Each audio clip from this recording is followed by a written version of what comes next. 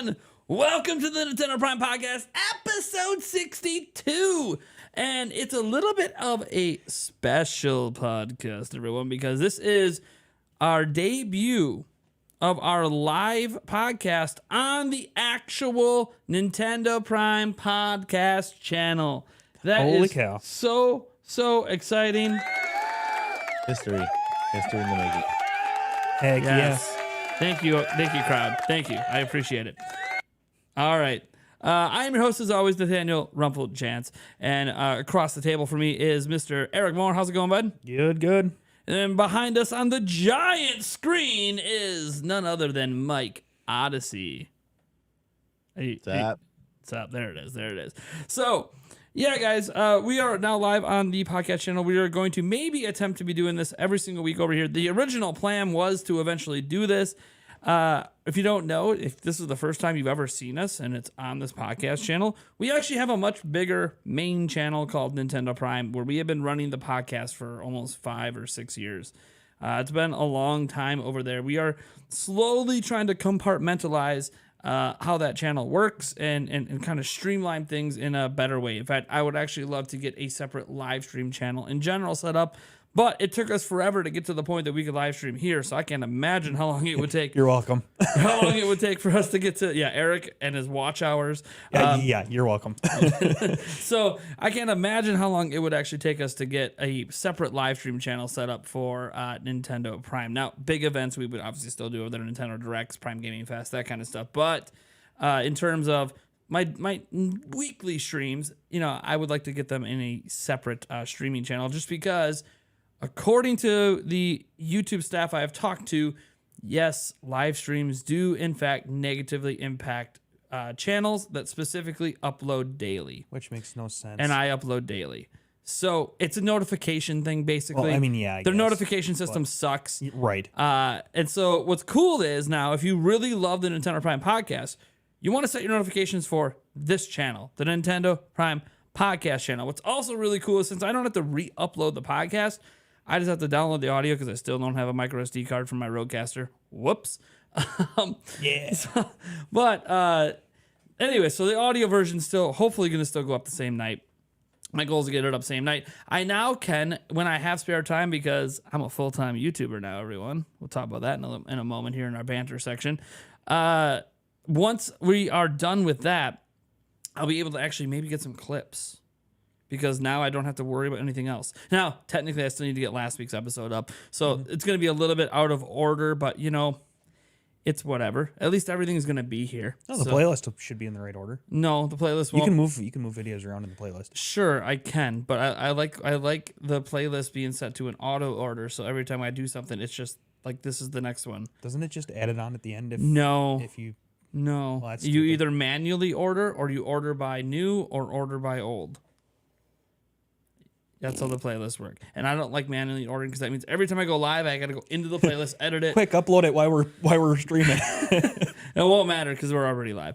Son of a bitch. It's ready to go, by the way, last week's episode. The audio's been leveled. That's the one thing that kind of sucks about the video version, is the audio won't be fully leveled. In general, I'm messing around with the EQ settings on our new audio setup to try to get it to level everything before it gets out to you guys, but only so much I can do, especially when, like last week, no offense to a certain guest we had, but his mic levels kept going really high and really low, and there's only so much I can really do about it when the mic is literally jumping 30 dB. Damn it, Mike. And then... No, actually, Yeah, I know. Mike and us, we got our audio down pretty pat. We're pretty even. No, I know. That's the team, man. Yeah, Okay. I mean, we do this every week. So, I just had to poke shit at Mike. and besides, when there's only 3 people, it's really easy, because that puts Mike on his own audio channel. for sure. Which means I can actually adjust it over here. Yeah. I can't adjust when there's multiple guests, so we try to get it even beforehand, just listening through the headphones and looking at meters, but doesn't always work, because people, when they're testing, doesn't mean that's how they're going to talk during the show. Because they'll be like, oh, test. And then during the show, they're like back 5 feet off the mic, and then that doesn't help, It is actually. what it is. But that that happens. I'm trying to get better at this, get better at my mic presence and everything. So yeah, it's whatever. We have a really good show for you guys today, because we had a Splatoon 3 Direct today. How about that? Half-hour Direct. just for a How single about it? game. That's pretty crazy. We also have some stuff to talk about with Sonic Frontiers as well. We'll have a lot more to talk about Sonic Frontiers later this month as well, as we're going to be talking about later. But let's start this podcast the way we start every podcast by what have we been doing lately? So, what have we been playing? What's up? Eric, have you played a damn thing? You had your Switch this time. Yeah, I know. No complaints. No. Of course, with your Switch here, at least that you were texting me because you were trying to play. Yes, I was. I actually had time to play it, but this I should week probably I did not. pester you every day. Yeah, Hey, right, yeah. what are you doing right now? Nothing. Play your Switch. Play my Switch. Play your Switch. Oh, God. Yeah. So you didn't play anything last week? No. No, that I've sucks been- because last week you were going to put in some time. I know I was. Damn. I know. Damn. I just did this week. I don't even know what day it is. I mean, it's the last, since the last podcast, it feels like it's been a day. Honestly. A day and a half. It's insane. By the way, big shout out to J-Lo for kicking off our very first stream here with the $20. By the way, your memberships don't transfer here, so if you really want to support the podcast itself, you can go ahead and hit that join button on our video version here and become members right here on the show here because as we were discussing after that super chat dropped, this channel isn't going to pay me out any money until it hits $100 every single month. It's just the way YouTube works. So I'm like, cool, that $20 might just sit on the back end for like the next 5 years. But I do appreciate the support. So if people want to actually come out and support the show, that would be wonderful because this is literally my favorite thing that I do at my channel. And now at my second channel dedicated just to this. So let's see if this podcast can grow on its own. Mike, what have you been playing lately? I have been digging into Xenoblade Chronicles 3 and enjoying it. I mean, very good game. Very emotional kind of type story, but it's actually really good. Getting into it. I mean, I'm about, I would say 25%, 30% in the game. What chapter are you in? Chapters or chapters? There's chapters. So if you haven't left chapter 1, you are not 25%. Yeah, if it says on the screen chapter 2, It does. then It does. Yes. yeah, I have not left chapter 1 yet. Okay, so you're not even close to 25% into the game. Okay. It feels like 25%, okay? It feels like it. It's like a 150-hour game. So I'm very invested in the game. I'm like very emotionally invested, so it feels like a world to me. Like, my God, what's going to happen to this person and this person? Why does this person show up? But that's what JRPGs are like. They're crazy heavy on story. So yeah, so I mean, but I'm enjoying it a lot. Yeah, getting ready for the podcast with Harry McIntyre, the voice of Noah from the game. So I need to get really into the game so that I can know what I'm talking about. You know, so yeah, that's one motivation. That's why I'm kind of getting into the game. So, but I've been enjoying it. It's a very good game. that's good. Yeah. So let me see. For the last week, again, typical Madden League stuff. You guys pretty much are going to hear that every single week because I just got approved by the fiance to spend the money to buy the second one. So, or the next one, the next Madden one. So basically transitioning from one to the next. What can I say? I like sports games. I'm not going to sit here and be ashamed of that.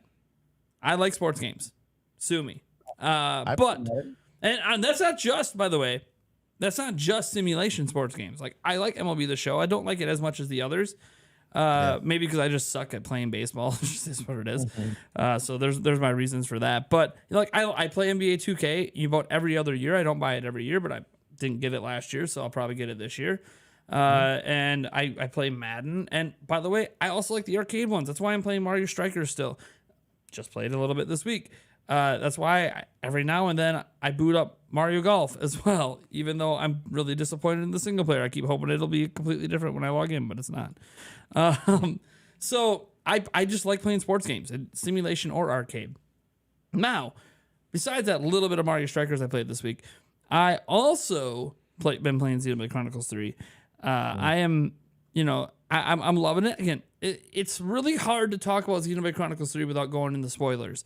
So I'm not going to do that. Now, most of the audience is probably much further than me into the game because most of my audience doesn't have kids and they can spend all their free time playing video games. I can't. So I have been playing it. I probably logged another 5 hours in the last week. I know it's going to take me a while to beat the game, guys. But that was a lot of fun. And I'm trying to think if there was anything else I turned on this. We did our Tuesday live stream again, played more Fall Guys. I really do like Fall Guys. I honestly think that it's a lot of fun. So there's that, and I have this itch to kind of maybe go play a little bit of Fortnite, which I haven't played in a while. Otherwise I haven't really, it's been kind of a light week, just some Xenoblade Chronicles 3, some Madden, a little bit of Mario Strikers. I keep staring at my physical copy of Live Alive that Yulia bought me, but I'm like, nope, I need to, if I start that, I'll never finish Xenoblade. So I need to finish Xenoblade. So I'm kind of in a rut right now until Xenoblade is done. So there's like part of me that goes, Nate, if this was Breath of the Wild 2, 5 hours, 1 week, that's it. No, that's 5 hours per day. But then again, here's the problem. I would be live streaming the entire time I'm playing Breath of the Wild 2. I literally already can tell you guys right now, my very first playthrough of the game from start to finish, I'm going to be doing it live. And I know it. And I'm going to be slamming it. And I might get it done in a week. I don't know. My channel will literally stop covering news and it'll be nothing but Breath of the Wild for like a week straight. I'm not even kidding. And I don't even know if that's a smart idea. It might be a stupid idea. But I know how big of a fan of that game I am, so I know what's going to happen. I'm going to turn into a full-time live streamer for a week. Yeah. And I'm going to have a blast. So I did the same thing when Breath of the Wild came out. Literally for like a week straight, I just did nothing but play Breath of the Wild. So I keep telling myself, well, if I was that into Xenoblade, then I'd do the same thing. The problem I have with Xenoblade is for some reason people care a lot about spoilers. So every time, like I played it once on live stream and all people yelled at me was about, I gotta go spoilers. I gotta go spoilers. Well then, I don't want to keep the title of the stream. Why are you here? I don't want to keep playing a game that people really care about spoilers on live stream. Yeah. And for some reason, people don't care about spoilers for Breath of the Wild. Like they just said, whatever, we want to watch it. This is crazy. This is fun. So I guess people don't play Zelda for story. So maybe that's why. I don't know. I like story, but. Yeah, it's a very interesting perspective. So, yes, I would get Xenoblade 3 done quicker if I dedicated my work time to it. That being said, I do want to talk a little bit about my work time here in the banter segment before we move on. So, I made an announcement this week in case you guys didn't see it. What's up? I said bant. Go ahead, bant. Bant away. Bant away. I made an announcement this week that for some reason some people thought that I was trying to make people feel bad for me. No one needs to feel bad for me. I quit my other job. That's not, you don't have to feel bad because I quit. They didn't let me go. Well, sort of. I gave a 2-week notice and they just told me to clock out. So it's kind of like they let me go, but it's not. They technically are able to do that. They don't have to honor the 2-week notice. So it's basically that I quit. It counts as I quit. You can't collect, like unemployment or anything like that because they didn't fire me. I quit. So it's whatever. I'm not really that concerned about that job. It was an IT job. I didn't like it anyways because I was treated like crap. And even though they cut my hours, they expected me to work more and more and more and more and not want to pay me for the extra hours. So I'm on a call with a customer and, hey, I'm done in 2 hours. Like it's a 2-hour day. I'm done. And I go to hang up and here's a text from my boss. No, you need to stay until the job is done. I'm like, this is going to be like an 8-hour job. Am I going to get paid? No. Well, then I'm not staying on. I'm not staying so. And sorry, I would love to keep helping you, but my boss says I'm not going to get paid. So sorry, bye. Yeah. So I wasn't being treated that well anyways. That's why I said I don't actually feel bad about it. But what I do feel is I had to make a decision in the best interest of both my mental well-being and also trying to do something that I would not have really attempted years ago. And that is my only income is YouTube now. I am now a full-time YouTuber. This is my job. This podcast, my main channel, it's my job. And it's a little scary thinking I don't have that little bit of fallback, that little bit of windfall of, hey, I get that guaranteed check that comes every 2 weeks. Even though it wasn't a very big check at this point, because obviously my hours were really reduced, it was still getting paid pretty good money per hour. And guys, this is why I said no one has to feel bad for me. You know how many jobs are available right now? I can pretty much get a job doing anything. There's so many places that if you just apply right now, they hire you. Probably easily get you a job. Yeah. Even about 2 seconds, like at Eric's work, they could use some people. it's tech stuff. I got experience doing tech stuff. Yeah, there might be a little learning period for their stuff, but 6 months to a year. But it's whatever. That's what it is in IT. You go to a different IT job. They have different systems, different programs. You're dealing with different. And yeah, 6 months to a year of training. It's nothing I can't handle. Eric doesn't need his degrees to do what he's doing. No. So this is not a job you need to. You just need to be interested in technology, and you can figure it out. But it's and don't be computer illiterate. Yes, there's also that. It's one thing to be. I'm interested in tech. Well, okay. Do you know even how to open command prompt? No. Oh, well then maybe. I mean, I guess if you're willing to learn, I don't know. No. But that's the thing. Like, there's Eric. I could literally spin up and get a job at so many places. And yes, all of these jobs would pay me more than I make now. Okay. And that's wonderful. But also, I am happiest doing YouTube. And so I've been in this position one other time where I actually did get fired. So it was slightly different. I got fired from a job I was doing at, well, I shouldn't say fired. I mean, it was. But when you say fired, it makes it sound like you did something wrong. It's more like they didn't have any money, so they had to downsize, so they had to let me go. Like when I worked at Gibson's Water Care, this is many, many years ago, and there was a little minor recession going on, and they were losing customers, so they had to cut employees, and I was one of the newest employees, so I was the one, first one to go. Although kind of weird, usually you cut the more people you pay more, but they're a family company, so they're not gonna get rid of the ones that have been there for decades first. So they let me go. So I was able to get unemployment. I lived on that for about a year and a half. And in that year and a half, I dedicated every minute part of my being to Zelda Informer, something you guys have heard me talk about. And in that year and a half, Zelda Informer went from no views and no money to over 3 million views a month and making around $4,000 to $6,000 a month. Now, to keep all that, there's taxes and some money goes to other people. But the bottom line was, that year and a half that I dedicated to something I wanted to do, which granted, I did have the windfall of I was still getting paid unemployment, I was able to turn that into a career. And from that point forward, yeah, I worked at McDonald's and did some other things, but there were many years that, and Eric knows this, I was just editor-in-chief of Zelda Informer, and I could live off it and support my family and actually make pretty good money. It was especially like the last 3 years there, that's all I did. That was my only job. But what's interesting is I've never really fully dedicated myself to nothing but YouTube. It feels like I do because I obviously spend a lot of time looking up news, and Yulia always comments, it's like, man, when you're just relaxing and chilling and watching a show, you check your phone like once every 5 minutes for something YouTube related. I'm like, yeah, I know. What can I say? I like what I do. I'm looking. I gotta keep up I gotta see if news dropped in the last 5 minutes. Yeah, because that's the way news goes. It could be literally 1 a.m. and Nintendo of Japan will drop something. Like I just can't help it. I'm not like sitting there staring at it for, oh my gosh, let me stare at this for like 10 minutes in a row. But hey, I gotta at least check, because that's how much I really love doing what I do and talking about news and reporting news and giving you guys all my videos. And I got a really interesting video idea. You guys can let me know. I'll go over it at the end of the show if you guys like this video idea. But I just want to try this and see what happens. And I don't have the windfall like I did last time where I had unemployment, but I also have, hey, the YouTube channel has been making money. It's not like I'm doing this with there being nothing. There is money coming in. My fiance also is working full time, which is also kind of nice in the back of my mind to know, hey, we do still have a little bit of a windfall because she's also working full time, which, by the way, my YouTube channel makes more than she makes working full time. Welcome to working in healthcare.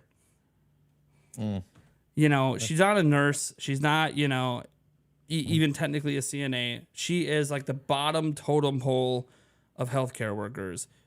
And those are the healthcare workers they need the most of. Because they need people to actually go into people's homes and take care of them and not just be like, no offense to nurses, but a lot of nurses at these places don't really do a whole lot. They hand out medications, and that's about it. They rely on the peons to really do the real work. And those people are really important. And don't get me wrong, her boss is wonderful. This is one of the best jobs she's ever had, where her boss actually cares about the employees and does right by them, even gives bonuses. She's never in her life had bonuses before. Now she gets yearly bonuses, and she can even get paycheck advances. Like if we were in really deep trouble, she could talk to her boss and get a paycheck like literally a full month early, because that's just insane. So super nice boss. But unfortunately, that doesn't mean there's money to pay. So it's this interesting conundrum where I'm making this decision, and so many people I saw in the comments, oh my God, how are you going to take care of your kids, Nate? What are you going to do? I was already primarily taking care of them off of YouTube already anyways. Oh no, I might not be able to buy another Rodecaster Pro 2 next month. Damn. Darn. It doesn't mean I'm sitting here rolling in the dough. It just means that I'm fine. All right, guys. And if I'm ever not fine, I get another job. It's not like it's hard to get one. There's so many places hiring right now. I could walk in anywhere and work part-time. Or if I decide, you know what? Screw this. I need to work full-time. Maybe I talk to Eric then, and maybe we see if something could happen there. If not there, then maybe somewhere else. Mm-hmm. But like, I have options. I'm in this fortunate position where it's like, if this isn't going to work in like a month or two, I could just go do something else. Doesn't mean I'll stop doing YouTube. I obviously would do YouTube a lot less. But yeah, the podcast will still happen. I'd still try to get out daily videos. Obviously when you work, I was fortunate about my last job. I got to work from home. Can't guarantee I'll get a work from home job, but still, it's just a really, really interesting situation. And I'm really happy that we are debuting this podcast over here after I went full time. Also, that I am super excited for the content that I'm going to be working on, because now not only can I work on those daily videos, and I've been getting about 2 up a day. Didn't get 1 up today because I decided to kind of take the day and spend it with the kids because I haven't seen them much in the last week. But there's videos now coming in the pipeline that aren't just news that I've never had the time to work on. And I'm going to tell you guys about one of those video ideas towards the end of the podcast. So, that being said, is that me? I don't know. Is that Mike? So someone's phone's going off. Probably. I don't have my phone. I don't even have my phone in the room. That's probably me. It was a very loud. Anyways, that being said, I want to get into our first topic, and that is. Whoa! Someone's gotten feedback. Hello? Nope, I haven't touched it. I have not touched anything. Hello? Hello? Hello? Is that me? You seems to sound be like only a after chick you mom. talk. Let me see where it's coming. Hello? Oh, it's coming from Mike's side. Yeah, I can see on the meter. It's coming through Mike. Something's looping on your side.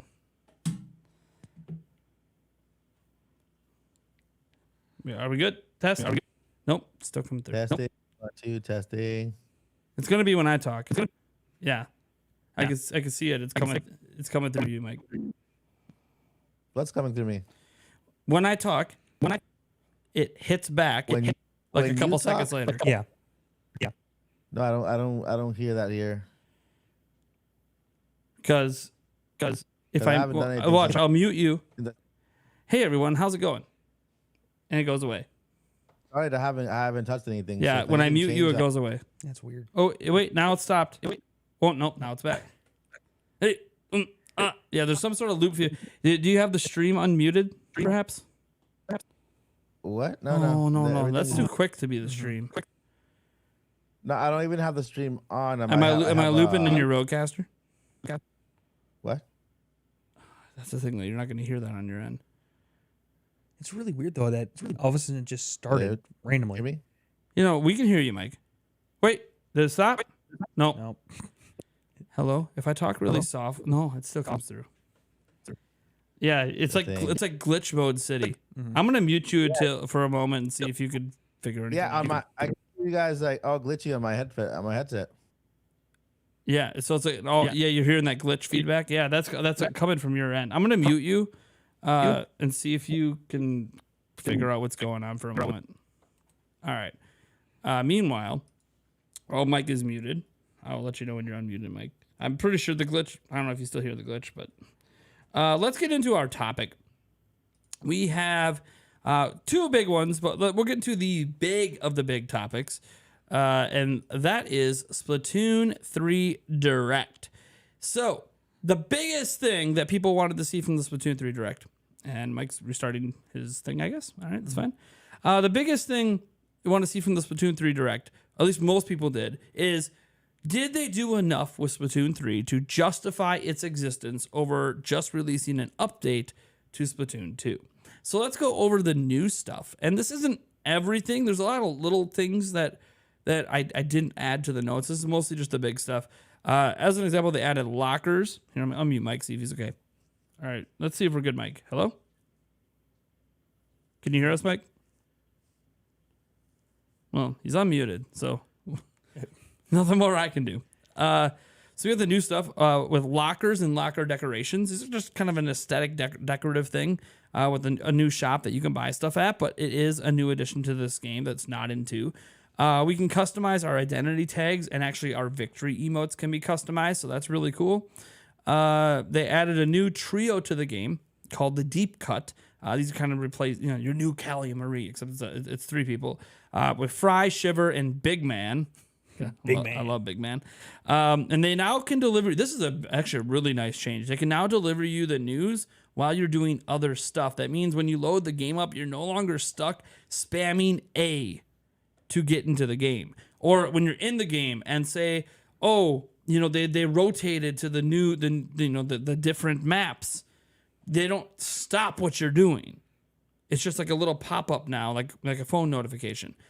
That's awesome. It gives you the option to watch it. Yeah, it is. Because I saw the button underneath it. Yes, you can watch it, or you could just get the little update and be good. And that's awesome. It doesn't force interrupt your gameplay. That's been a problem I've had with Splatoon 1 and Splatoon 2. So that's been added. They have a new mini game called Table Turf Battle, which is the card game.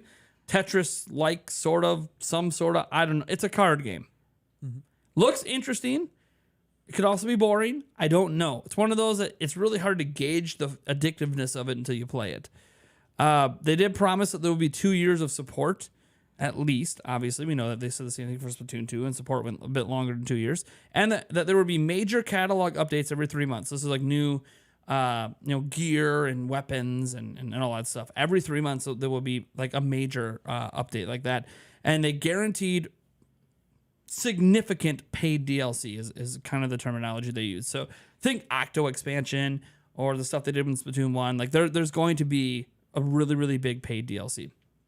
Next up, there is actually, this is the thing that excited me a lot, is there's a new lobby area when you're waiting for a match to begin. So you get in and you're getting your match, and they're preparing and getting the players all in and everything.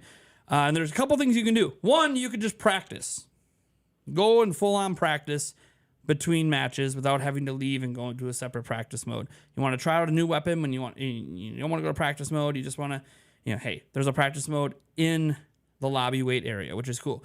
You can also do this thing where your friends that you're friends with on Switch that are in Splatoon or playing Splatoon 3 will have their own little avatar kind of characters. I think they call them holograms.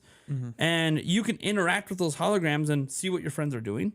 Hey, what are you playing right now? What modes are you playing? What are you doing? You can decide you want to join them. You can invite them to join you. You can even form parties all right there without having to back out of getting into the next match. So you can keep doing what you're doing and change what you're doing from this area with your friends. And that to me is amazing. It's a true lobby system that isn't just let me host a room and invite some people. You can just play the game and freely switch to playing with friends in a really, really cool Splatoon-like way. And to me, that was awesome. Now, obviously, new maps, launching with 12 maps, they'll be adding new maps, all that stuff. I think like 10 of those 12 or 9 of those 12 maps are completely brand new. I didn't really get the final tally on that. And so much more. They added 2 new weapon classes, that katana weapon class and the bow. So that's really cool. Obviously, we only got to see one weapon in each of those classes right now. We all know that each class has a whole bunch of weapons you can get along the way.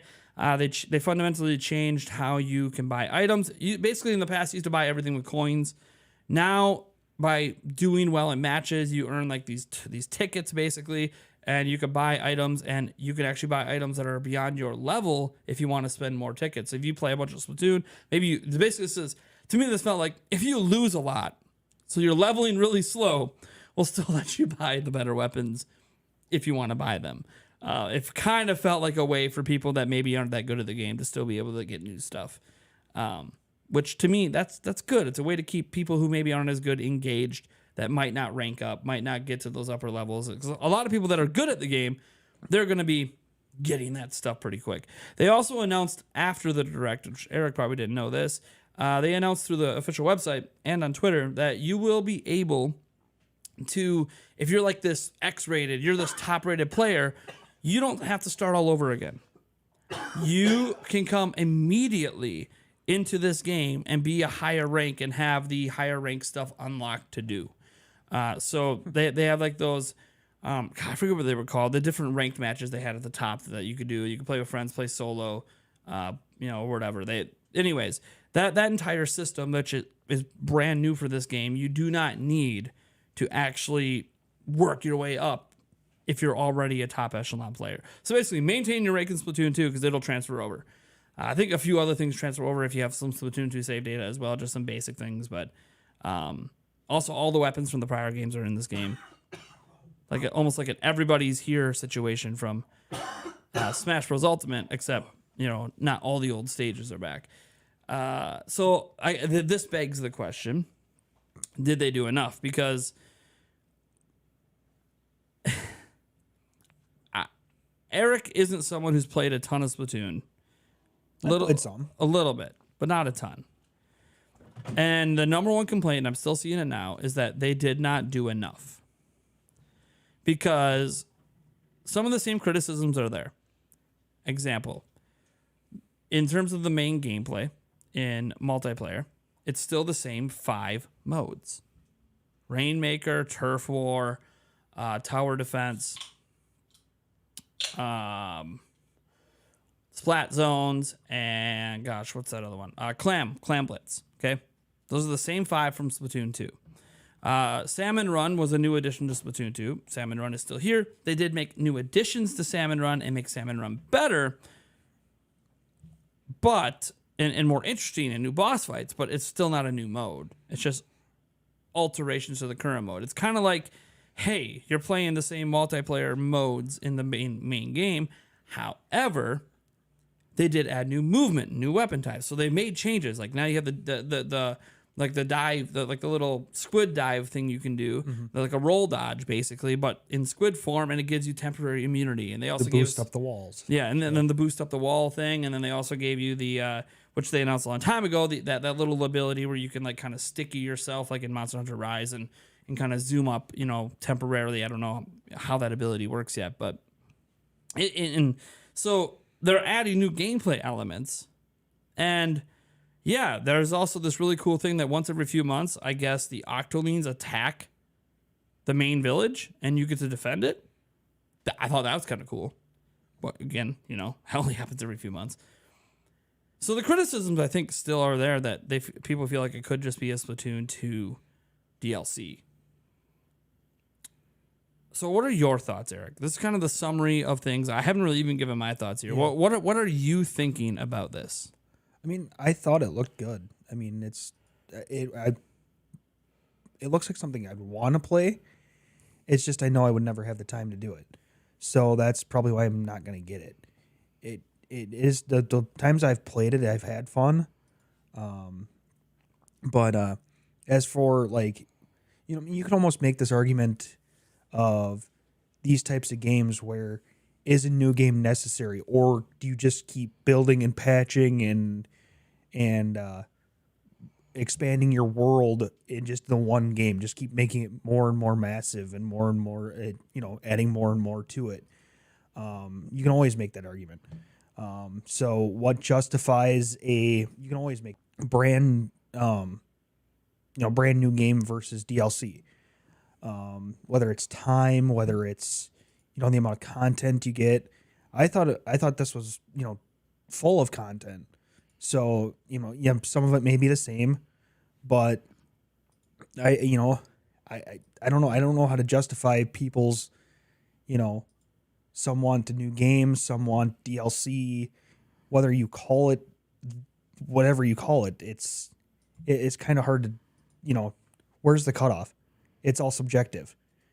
So that's kind of where I'm at. I mean, I think it justifies a new game, but that's just me. Yeah, so I had this little rant I went on during the Splatoon, or before the Splatoon 3 Direct today, where I said, what do we really expect? Call of Duty's Call of Duty. Smash Bros. Is Smash Bros. Splatoon is Splatoon. Multiplayer games are going to feel very, very samey. Especially when they're the same, game. Yeah. Brand. Yeah. So it's going to feel very, very samey. So my thing is, it's about the content. Is there enough content added and enough changes to warrant a $60 price tag versus a $30 DLC price tag? And my response to that is abso-fucking-lutely there is. The Octo expansion was great, 25, 30, $20 or whatever it was. This has 3 to 4 times the content of that, so it's $60. So it's a new game. I could argue, and I think this is where Nintendo maybe gets a little bit sticky. Mario Kart 8 Deluxe has a DLC pass right now for $25 that adds 48 new courses, which is an entire Mario Kart game. Mm-hmm. And I think them doing that is what has got people kind of like, oh, well, this could just be an entirely new Splatoon game, but it could just be $20 DLC. People, I think, are confusing this for an MMO, where it's a constantly ever-evolving, never-ending game that they just expand the world and, you just keep it going. I think that's where people are getting... This feels like something that they probably could do something like that, though, where they just expand the world and keep it going and just make it one big, giant game type of thing. But, I don't know if that's what people are wanting versus what they're getting or what. Yeah, it's interesting because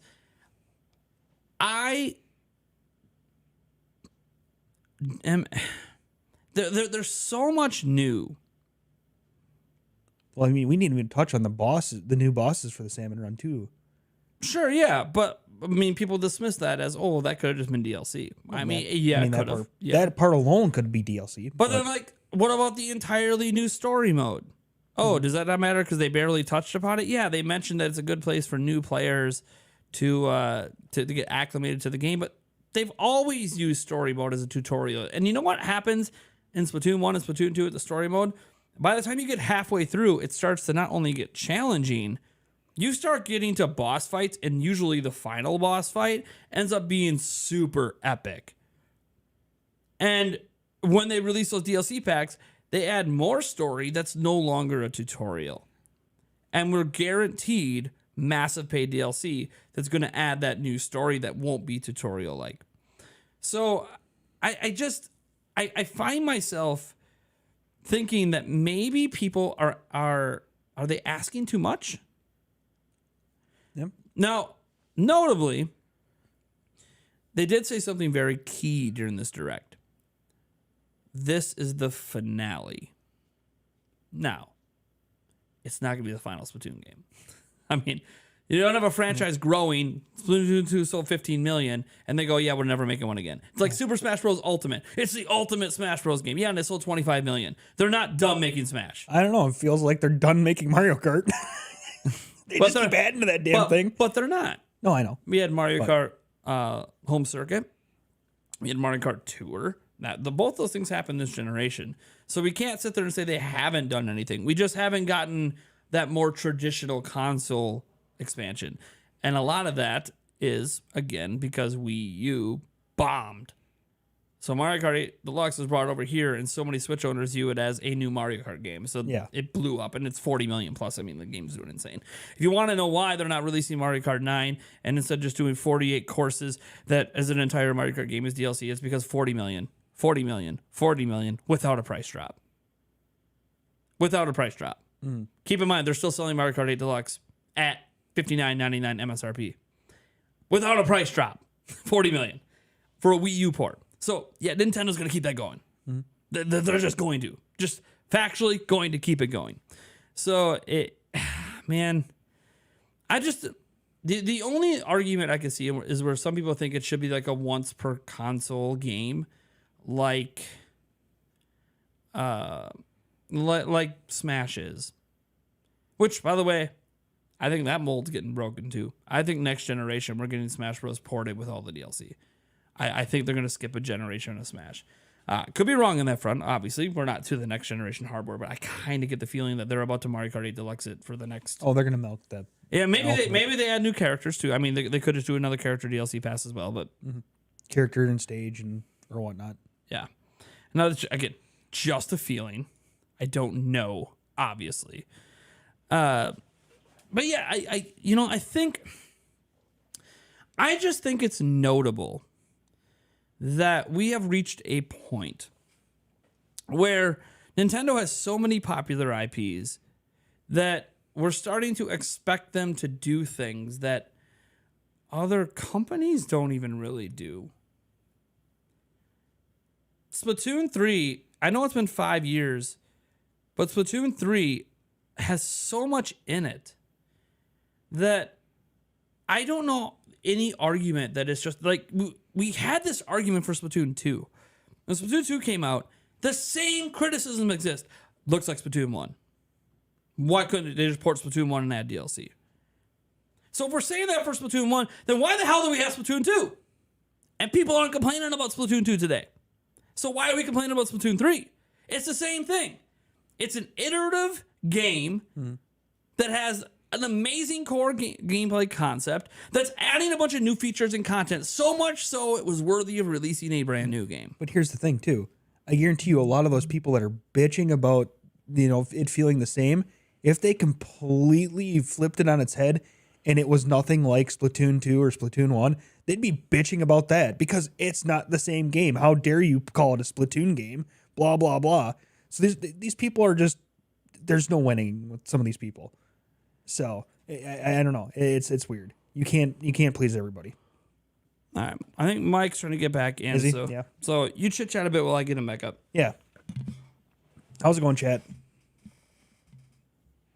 Hey, we got 57 people watching. Hooray.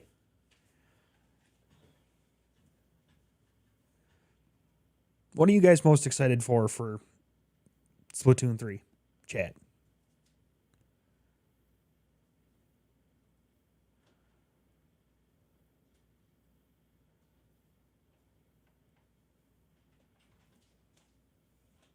Just hoping to get your money's worth?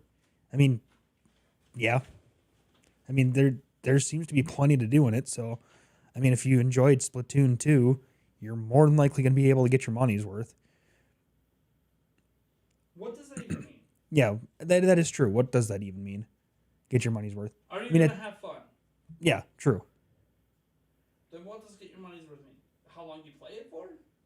Yeah, I don't know. That is a good point. What does get your money's worth really mean? Does it mean have fun with it? Does it mean, Yeah, I don't know. That is a good question. Not really into Splatoon. That's okay. The story, nice. Yeah, I mean, like I said, to me, it looks like it's a decent game. It'd be a game that I can feel myself enjoying playing. It's just trying to find the time and the and everything to actually play it is the issue. So, well, and for me, it's a lot of like, what does it even mean to say it's worth it? Like, how many hours of gameplay do you need to make something worth it? Like, what is that threshold that makes you feel like, nope, I got my money's worth out of this game? What's that determining factor? Because it's so individualized. No. All things Mario. We're not hating on you. No, it is a very good question. That what is justified? What does it mean to get your money? And you do make a good point.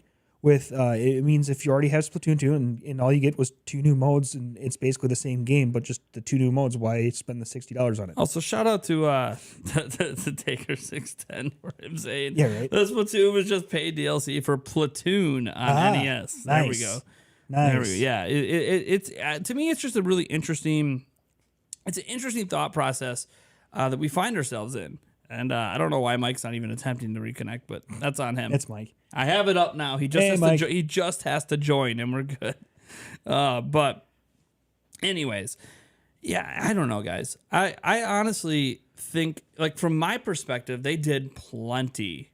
I'm excited for Splatoon 3. It's one of the games I'm most excited for. So obviously my excitement levels can cloud my judgment of those that are still being like, it's not enough. It's not enough. But then I went through this with Splatoon 2 where I was told the exact same thing. It's not enough. It's not enough. It's not enough. And then it sold 15 million. So clearly a majority of people thought it was enough. Like, I legitimately plead with these people that says they're not doing enough, then don't buy it. So let me ask you, and legitimately anyone in the chat or anyone listening right now, if you are somebody who feels Splatoon 3 didn't do enough at this exact moment, are you buying the game? Because if the answer is yes, I'm buying the game, then there's a but. No, there is no but. They did enough then because you're buying the game.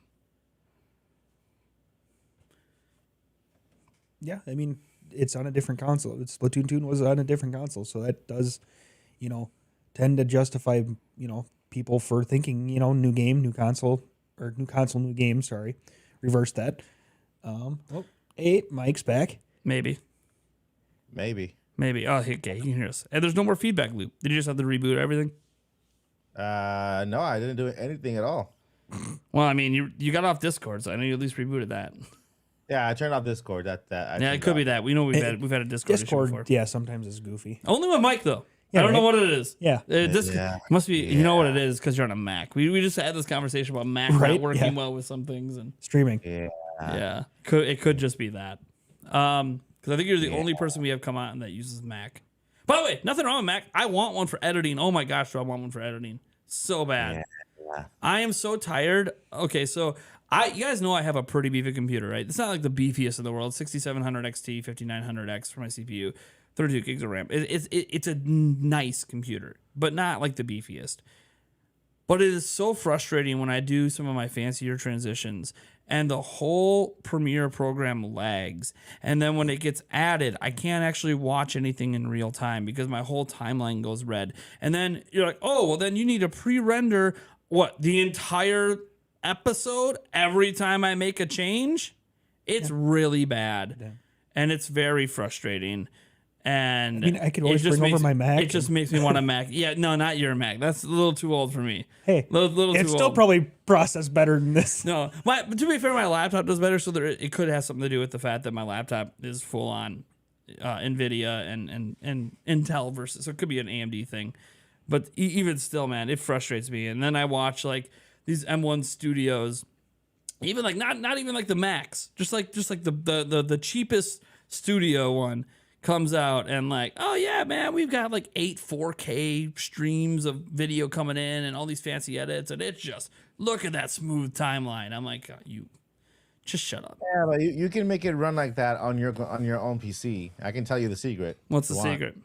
So all you gotta do is buy yourself an NVMe M2 SSD. I have one.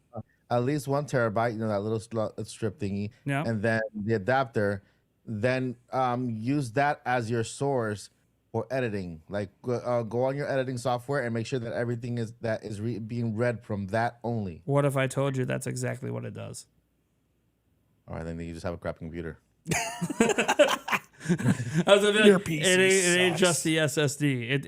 It's how Premiere interacts with various CPUs and GPUs and what they optimize it for. Mm-hmm. Which is why a lot of people who do editing, they might use a Ryzen CPU. So I don't know I think it's the AMD GPU, if I'm completely honest. Be curious if I just went and bought, because they're cheaper than ever now. If I went and bought a 3000 series GPU, if it would just solve the problems. Could. I have no idea. Possible. I'm not going to worry about it, though. It is what it is. I'm still able to make my content. I'm not sitting here. I don't need to spend any more money. I'm good over here. And if I need to, I'll just edit on my laptop. I'm good. But that's just even on my laptop, I can't get that many. And it's nothing but NVMe on here. And I can't run that many video files together. It just doesn't like it. But Could also be a Premiere problem. Maybe if I switch to like DaVinci Resolve or something to be better. Anyways, Mike, we were just talking about Splatoon 3. Did you hear any of it? Nope. Well, that's good. Yeah. Yeah. And thoughts? Well, did you watch it at least today? Oh yeah, yeah. So what are your thoughts on the game? Believe it or not, I think it was to me it was one of the best one game directs I've seen in a while. You know how game directs like one game directs. For me as a person who I'm not really into Splatoon, they did a good job into convincing me that Splatoon was the one for me to get. And to me that Really? when I went into the direct, that's the mentality I had. I went in there because I know there's a lot of people out there who are saying, "Oh, it looks like Splatoon," but Splatoon's supposed to look like Splatoon. That's it's like saying Mario looks like Mario, And I went in there saying, "Okay, I bought Splatoon 2. I played it for a bit, but never really got into it." And then I watched this Nintendo Direct Splatoon edition, and they did it. They did a fantastic job in convincing me that this was the one for me. It's a world they built like I call it the Splatoon metaverse. They did there because there's so many elements of the game and so many things you can do now. You have a card game inside of a game that people are going to be really into. I was looking at it, and what I saw was, people can actually build an entire. There's so much material, and then they promise so much. What 2 to 3 years of updates every 3 months, plus there's an entire DLC coming that's apparently massive as well later on, like a paid DLC. There's so much material in this new game that you can actually build an entire YouTube channel around this for the years to come. So yeah, in my opinion, I think they did a fantastic job, and I got nothing but good things to say about it. I got people in the chat saying, I think one person said, "Did you see the same one I saw? If you think that was great, you should get a new job." And I'm like, wow, that's my first hate comment on the channel. I must be. You're making it. You made it. I'm like, I said, wow, this is my first hate comment. Thank you so much. Don't forget to subscribe. Don't forget to subscribe to Come on Mike back Odyssey. and keep hating me. Come on down. Yeah, I respond to negativity with positivity, and they never responded. Oh, no. But I thought it was great. I thought it was fantastic. There was a little iffy parts here and there where I think it was maybe me. I saw it glitch a little bit or kind of fuzzy in some parts. Maybe some type of gameplay. I'm not sure where they got that footage from, but everything else looked great. I mean, there's so many things you can do in this game. It's just a world of game. This game can actually carry you through an entire year.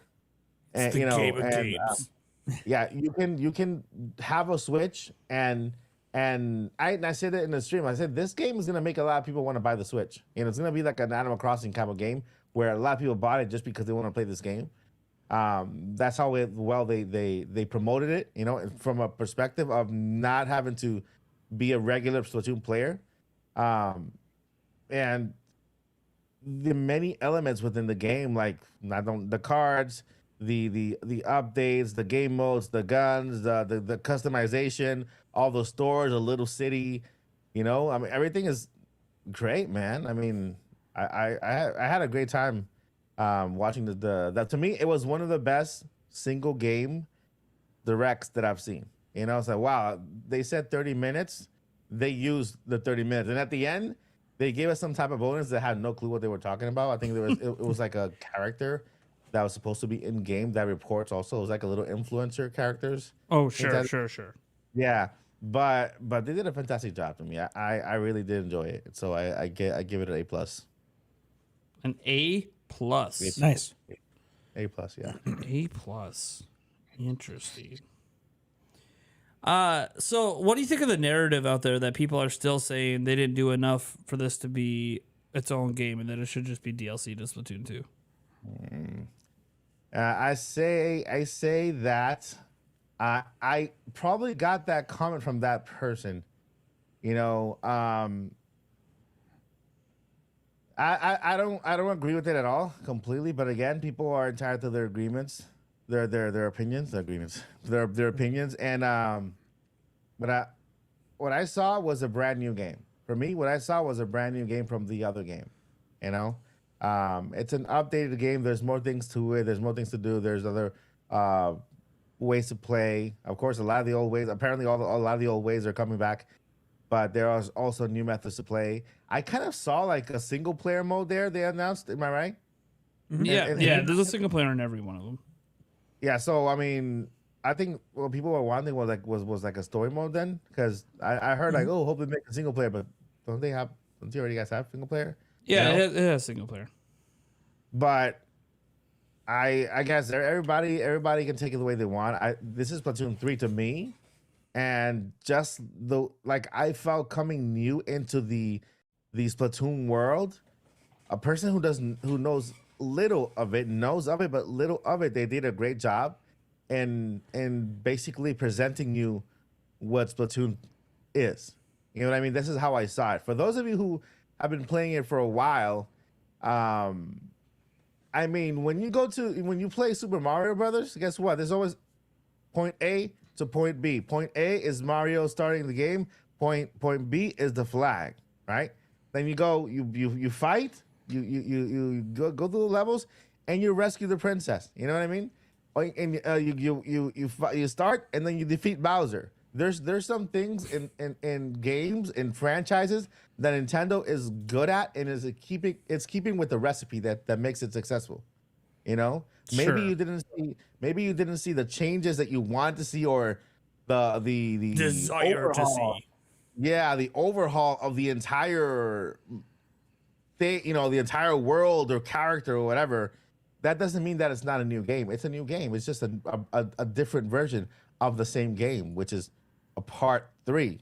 Just like the part 2, just the part 1. They all look the same. And with them saying, yeah, this is like kind of like the ending or the finale of this trilogy, meaning it's not the end of it, but it's just this type of method, this type of Splatoon it's the finale of it. Maybe you'll get your what you want in the next iteration of Splatoon, which I think we'll see in the next gen console. Not this time, with all these updates we're getting for this console. But it is Splatoon 3. It is Splatoon 3. It's just following the same recipe that made Splatoon. Because I'm pretty sure if they change it way too much, those same people would be saying the same exact thing. And then let me tell you one thing. The problem with a lot of these people is that they have their minds made up before they go to the direct. So no matter what, they're gonna feel a certain way, and it's because they probably had their favorite influencer talking about it in a not neutral way, so that you can make up your own mind, but in a way that leans more towards negative, and they've been fed all this thing. So when they go there, they have all this, their minds already made up to what they think about the game before they see it. It doesn't matter that they took so long and they implemented so many things into this game. They made it bigger and better, added so much to it, and plus they promised to give you more over time. That doesn't matter. What matters is that you already came into Direct with your mind already made up, and no matter what you saw, you weren't going to be happy with it. And you were already preparing yourself to look for comments and look for people. Just like I got one comment about one person who replied to my comments saying that thing. So that apparently that person was looking for comments to see what people said online, so that they can go and kind of put their opinions over them. You know what I mean? So I see that a lot when it comes to directs. I see that a lot when it comes to games, and that's a huge issue we see with gamers. We make up our minds before we see something, and no matter how good we sometimes we are kind of surprised with what we see, but we are too prideful to even admit it. So we just continue with our own. We're with our own beginning negative thoughts, and we want to go ahead and spread that out, and. It was a good direct. It was a great game presentation. You know what I mean? And the people who are bad mouthing the direct now were doing it right before. So there's nothing really surprising about that. They just want to stand their ground and continue to fuss. And really, that shouldn't bother or influence us, the people who actually loved it, because no matter what, we're the ones who are going to enjoy it. You can leave them in the corner with their little cone hats, moping with their frowns upside down. Nice. And and just let them be them. You be you. Enjoy it just like I did. That's why when I saw that comment, I'm like, you know what? I enjoyed it. I loved it. I'm like, oh wow, my first negative comment. Let me go ahead and thank him for that. And don't forget to subscribe with all the positive energy in the world, because I myself had fun watching and I actually enjoyed it. So, man, yeah, I mean, a lot of people are like that. What can you do? That's gaming. That's gaming. That's the gaming world. You'll find people who disagree and people who don't agree, and you'll find some who disagree, but they disagree so much that they want you to disagree with them. They can't accept the fact that you disagree, or you agree, or agree to disagree. Mm-hmm. And I do have one question for the people that thought that this why couldn't this all just be DLC? So let's just say, I mean, they touch so many things that even if they break it up into 3 DLC packs at $20 a piece, so you're spending the same amount of money, but this content is then spread out over how many more years or how much more time, or heaven forbid they break it into 4 or 5 DLC packs, and then you're spending more money on this. To a certain extent, with how much they touched and how much they've changed, this seems to be where I kind of can see how this is probably better to be a full game than having them trickle out $20, nickel and diming you $20 DLC packs here and there to get you to this point, if not slightly more, than this maybe, where we have this now at a $60 price tag, and then they're gonna, give us some more paid DLC, some non-paid DLC, things like that to add on to top of what we have now. So that's kind of the question that I have for those people that think that this should have been spread out over DLC. Yeah. And trust me, if it were spread out of DLC, those same people would have been protesting that it wasn't Splatoon 3. So probably. You there really is no winning with them, because they were expecting Splatoon 3, and if we would have gotten Splatoon 2 DLC, where's Splatoon 3? Blah blah blah, burpily burp, and that's it. It's just, those are the type of people. There are people that you just can't please. So, yeah. And I do have one other thing too, because when Mike said, the whole Mario thing, Mario's being Mario. No, I think what some of these people are expecting is a Mario game starring Donkey Kong called Monkey-O. Super Monkey. So, Super Monkey, something, whatever. Yeah. 64. I think so. To maybe go devil's advocate a little bit. I was expecting that, Nate. Well, no. I don't really disagree with your guys' premise. I've already kind of talked about it, but Nintendo releases sequels to games, same console, all the time. Mm-hmm. But oftentimes, outside of very specified situations, like say Mario Galaxy 1, Mario Galaxy 2, those sequels are really, really different. Like, these criticisms aren't unique to Splatoon 3. People have said the same thing about Breath of the Wild 2. Because it doesn't look that different so far from the first Breath of the Wild. And we could point out, my Zelda radar can go off, and I can tell you all these minute details that are different, but fundamentally, same core gameplay, same core concept, same world, same visual style. And for the most part, Nintendo doesn't necessarily do that. Look at Xenoblade Chronicles 2 to Xenoblade Chronicles 3. Same generation, 2 games, both really, really different.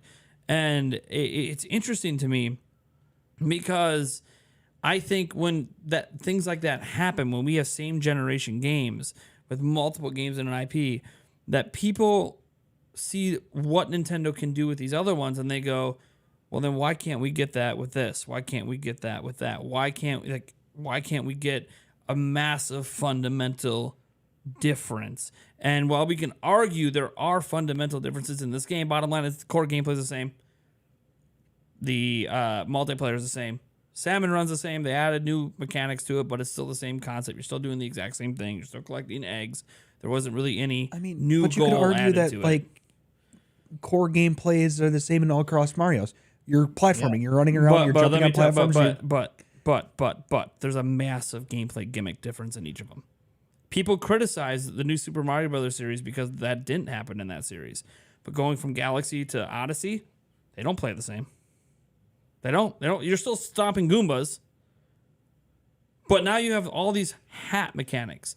And you're taking over characters and taking over a T-Rex early in the game. And that's a fundamental gameplay gimmick difference that makes the entire platforming experience different from the prior Mario game. Zelda is Zelda. But there's a big difference between Skyward Sword and Breath of the Wild. And there's a big difference between Skyward Sword and The Wind Waker, and The Wind Waker and Twilight Princess, and Twilight Princess, Wind Waker, and Ocarina of Time. Even Majora's Mask, which used the same visual style, fundamentally changed the entire gameplay with the time concept. I have a comeback to that. So, like, that's, I think, where some people look and they go, we see this stuff happen. Why doesn't it happen with this game? And I always argue, my counter is, every game you're talking about is single player. That too. And also not Can a you shooter. show me a multiplayer example? Because Smash Ultimate, last I checked, feels a lot like Super Smash Bros. On Wii U, just with more characters and more content. Yeah. So why are we not complaining? Granted, they did complain back then too, but And then it's a single generation game also. You know, this is Splatoon 3 for the Switch. You know what I mean? So I understand what they when they said this is the third and final whatever, because this is the last Splatoon for the Switch. You know? So it's like saying Mario Galaxy 1 and Mario Galaxy 2, they were both released on the same console. They were both very similar. Some things may change, but it's the same exact game, just slightly updated in a way, you know. And it's just what Splatoon 1, 2, and 3 were. That's what the premise of the game was. That's what the design of the game was. That's what, for example, it's like Battlefield. If you look at Battlefield, it's always a hands holding a gun. You're going through a city. You're shooting people. They all have the same exact thing going on. Shooters, right?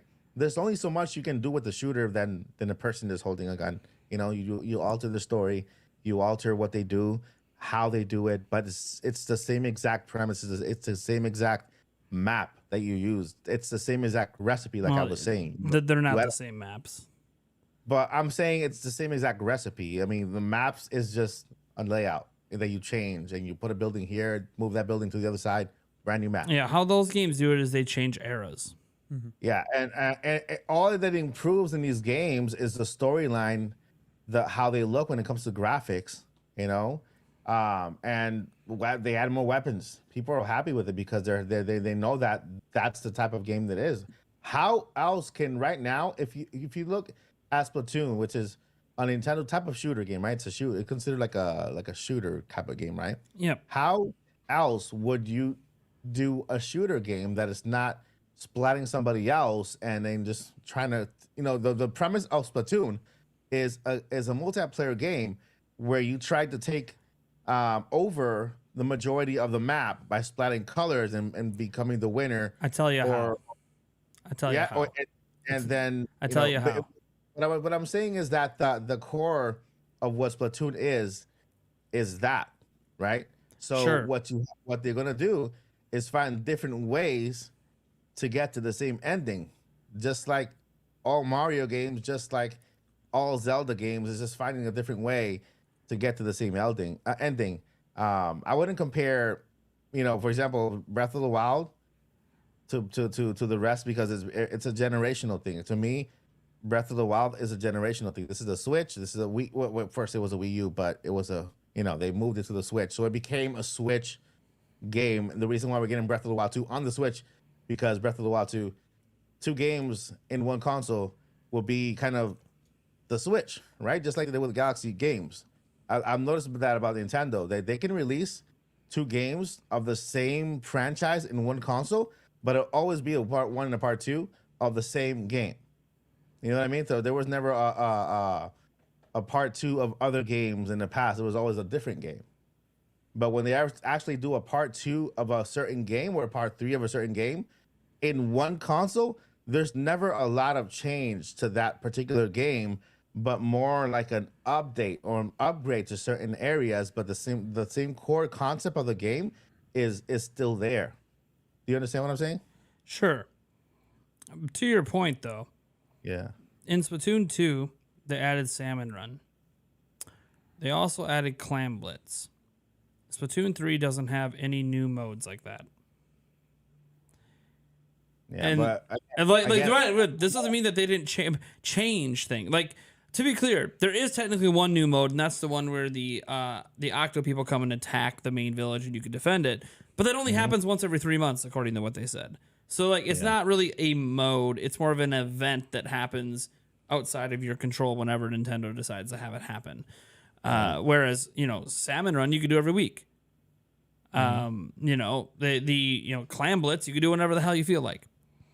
It's an interesting perspective when you look at it from that, in terms of, though they didn't fundamentally change what, when you're playing, you're still going to be playing the same 5 modes over and over again, when at least in Splatoon 2 they did add new modes.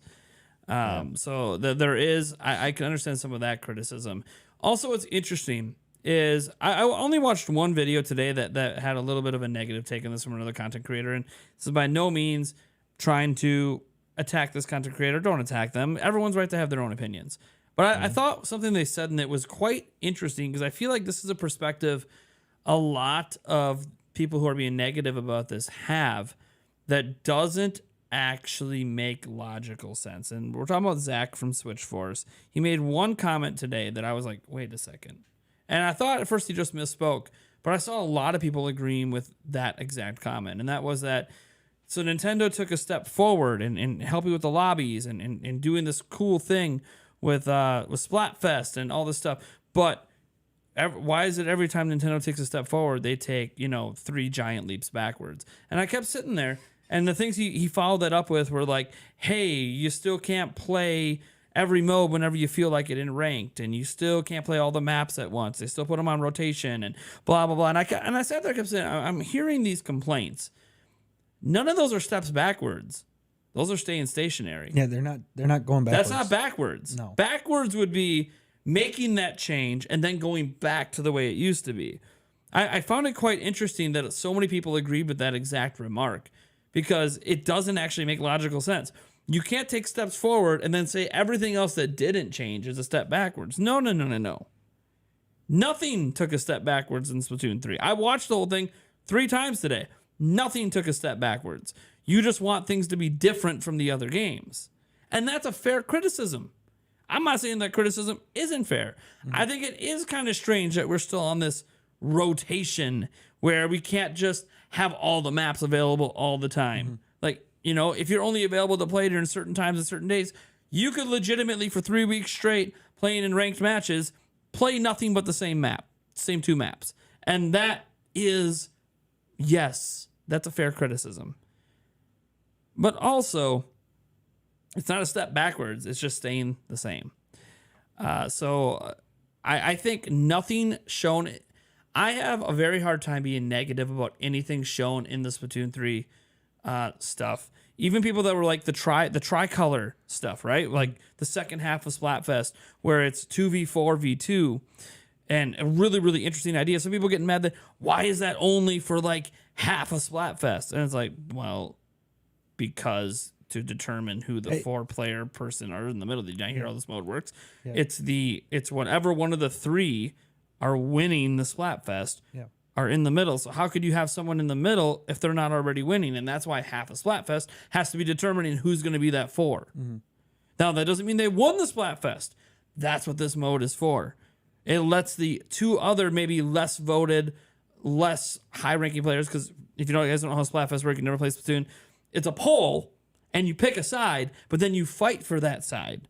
And obviously, the more popular of the picks is usually what wins. So instead of them going with, okay, you have ketchup versus mustard, ketchup's going to win just because, one, it's going to have more players playing on that side, and two, a lot of the best players are going to be playing on that side. So you can already determine, okay, it's going to win. But now let's say it's ketchup versus mustard versus mayo. And let's say ketchup is still the most popular and mayo and mustard are not. But mayo and mustard might get a chance after half a day to combine together to take out the top and have one of those two end up taking the top spots at the end and prevent ketchup from winning. That's what they're doing to actually make the Splatfest a bit more interesting and engaging, where a lot of times when you put up a Splatfest, you could look at what it is, salt versus pepper. Okay, salt's going to win. More people are going to pick salt because more people like salt than pepper. Like, most people are crazy. Yeah, I know. But like, it's just that interesting perspective where they were just trying to find a way to make it so the most popular thing doesn't always win.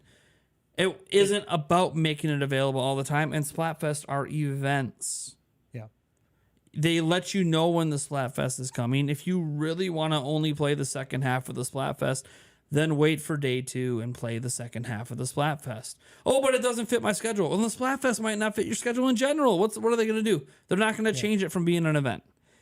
I mean, the other thing they could be doing is having this as a trial run for maybe eventually putting this in as part of the DLC as a game mode that you can play in the future, and they're just trial running it to see if people enjoy it. I mean, and then the next idea that they have will then become the next second half of the Splatfest. I also think that they're playing so around with things right now because they said this is the finale, which means it's the last game in this trilogy, this saga of Splatoon. Doesn't mean they're done with Splatoon. So it means on their next generation platform, they're going to have a completely that those people that want this thing that's like has fundamental core gameplay changes. That's what you can expect in the next Splatoon. Yeah.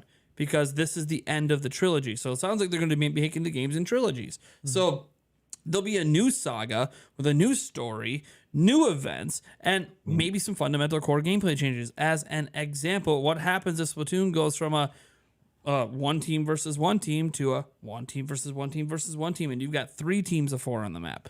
That would be a massive fundamental change that isn't going to happen until the next saga. Mm-hmm.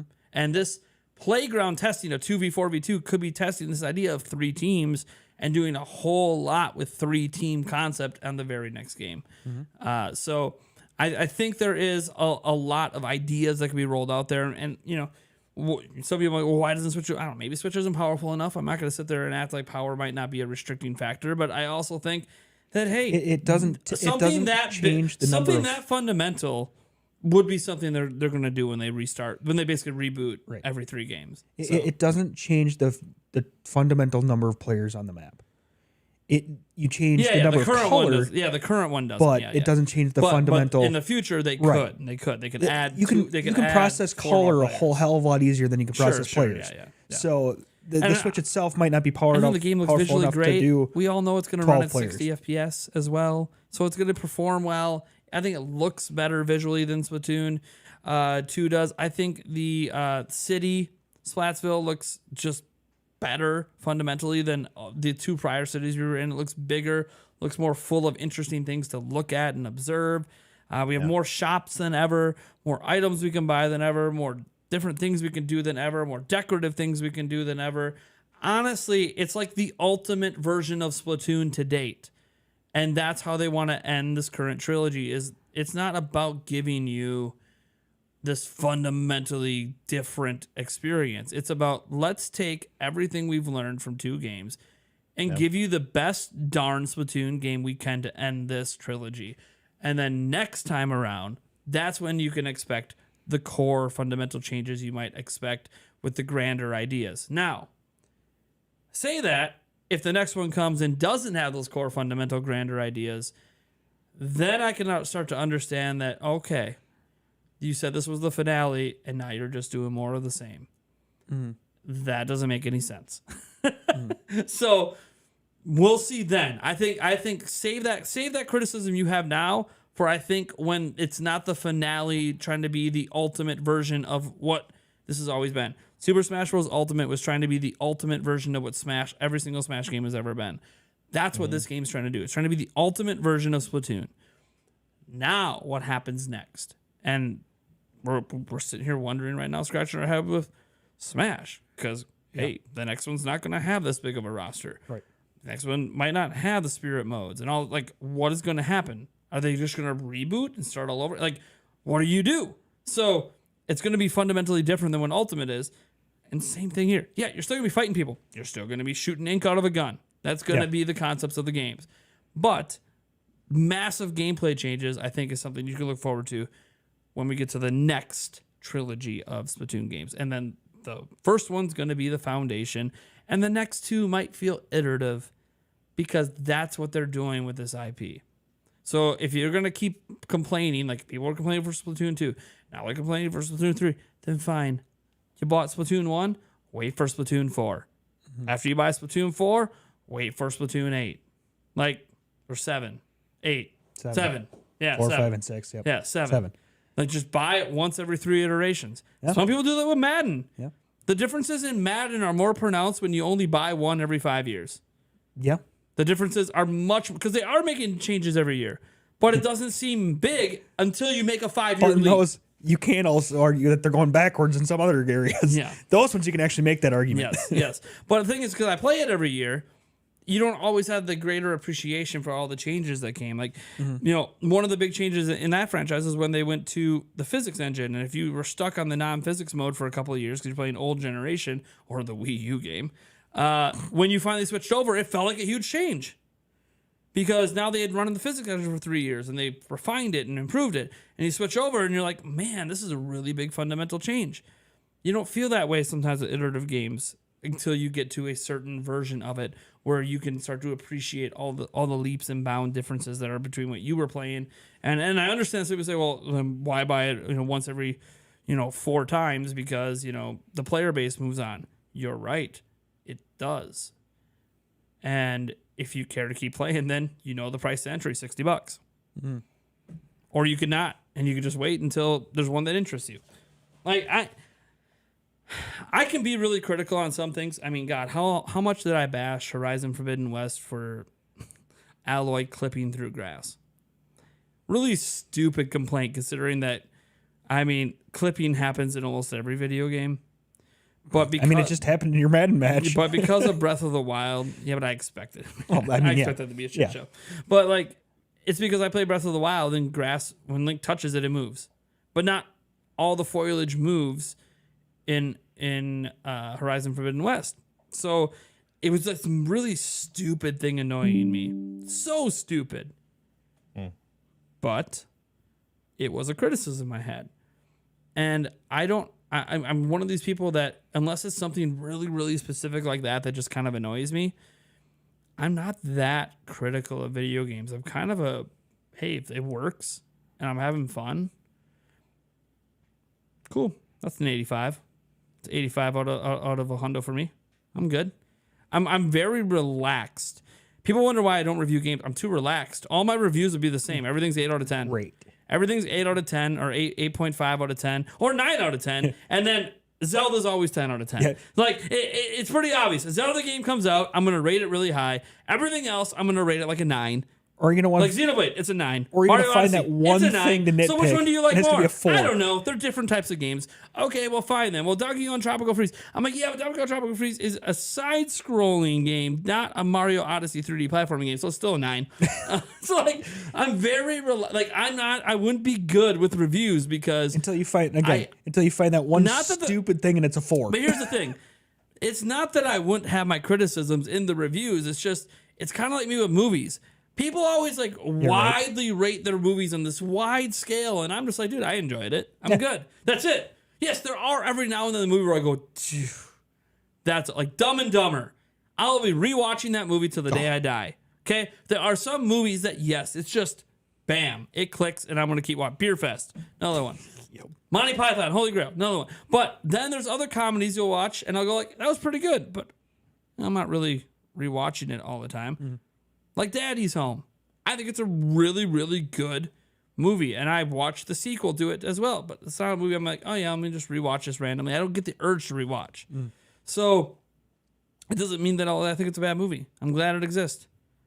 I'm glad a lot of these movies exist. I'm glad, like Star Wars. I used to watch the original trilogy of Star Wars a lot. Now I have no desire to watch it anymore. Does that something make Star Wars worse than what it was when I was younger? No, I just don't have the desire to watch it anymore. It's one of those things that I'm not that critical of things that I enjoy, because as long as I enjoy it, I'm good.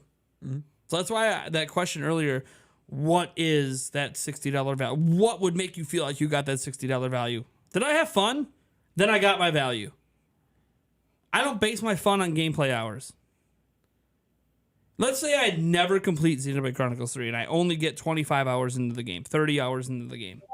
Let's say that's all I get. I get a third into the game like I did with Xenoblade 2. Does that mean that I don't feel like I got my money's worth? No, because I had a damn good time for 30 hours. As long as I'm having fun, it's not a waste of my money. And that's the way I've always viewed everything that's entertainment to me. It's not about how long I enjoy it. It's did I enjoy it? Asking a different question. Stop. And maybe this is a totally different conversation where people judge games based on how long they play it on. Oh, yeah, is it a good game? Look, is Stray worth the money it is when it's a 5-hour game? To many people, yes. Because they had a damn good time for 5 hours. Mm-hmm. For others, oh, no, if it's not at least 15 or 20, it's not worth that $40 price. It's all subjective. Mm-hmm. But I'm a weird person that way. Let's get into our next topic. Probably won't have a whole lot. This won't be as long as Splatoon, because this is more of a what do we think they need to show? Because Sonic Frontiers got some news this week that we're going to get our next major look at it, because we really haven't seen anything since IGN first in June. Basically June. We really haven't seen anything since June. We ended with that nice trailer from the Direct, and then that's it. We basically haven't seen this game since the end of June. And the last time we saw it was actually a very, very good taste left in our mouth on this game. Mm-hmm. So we're going to see it again, a major reveal for the game on August 23rd at Opening Night Live, which is the Jeff Keighley hosted event, the opening event for Gamescom, which is Europe's E3. So it's cool. Nintendo's not participating in Gamescom. They already announced this year, so we don't really have anything from Nintendo to look forward to. But we do have third-party stuff, including Sonic Frontiers. What I want to know is, because we're getting closer and closer to this game coming out this holiday, is what do we think they need to prove at this showing to really get people's faith going? I thought the last time was a pretty good trailer, but there's still a lot of people that go, okay, that was a nice trailer, but when we saw real gameplay, looked pretty boring for very long stretches. Mm-hmm. So what do they need to show to maybe excite you guys? Like, we haven't even talked about Sonic Frontier since then, because I don't think we're like super stoked about it. Mm-mm. So what do they need to do to get us to be excited, to get us individually to be excited? Mike, haven't heard from you a bit. You're right. What do you got to say? I'm at a point with Sonic Frontiers that I'm like, you can release it if you want. If you don't, whatever. It's just, it's been such a roller coaster with that game that it's you see a trailer, but then you see the gameplay. The gameplay is completely different from what the trailer is showing. Yeah, they show some actions, but they did make a better trailer last time, but that's just clipping. Like we edit every single day. Clipping clips together doesn't mean that we're gonna get that type of action. We saw gameplay. We saw the loneliness in the world. You know what I mean? We saw the disconnect between the animation of Sonic and the world itself.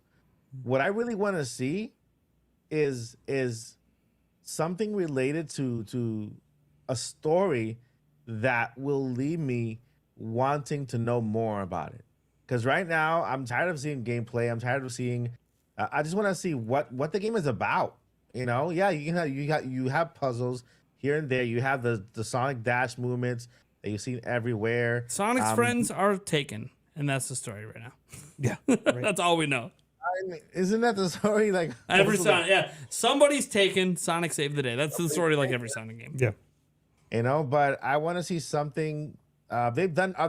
Sonic has done. Or Sega has done a better job at promoting other games. This is like the worst promotion of a Sonic game I've seen ever. Because whenever they did Sonic Forces and everything, I mean, the way they presented it, storyline and everything, it was great. Whenever they, other games, they've done these cinematic kind of trailers that actually tell you what's happening in the game, even though it's a cinematic trailer.